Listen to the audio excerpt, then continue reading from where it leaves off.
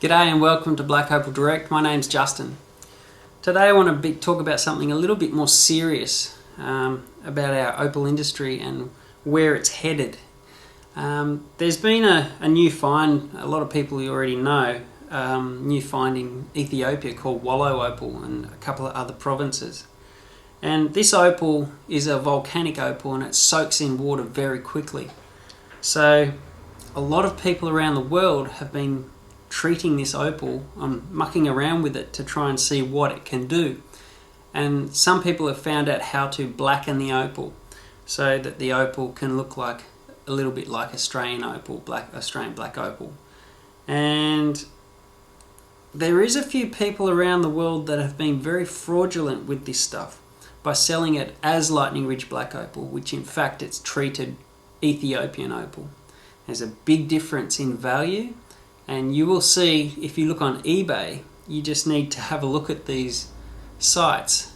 Just type in black opal as a search term and you will find lots and lots of Ethiopian opal that has been renamed as Lightning Ridge black opal. Now this is fraudulent and it's something that is actually ruining the Australian opal industry, and you as a buyer need to be very aware of this stuff, because you can purchase this opal thinking that you've got yourself a real bargain and a nice investment piece, and then later you find out that it's not even Australian and it's been treated.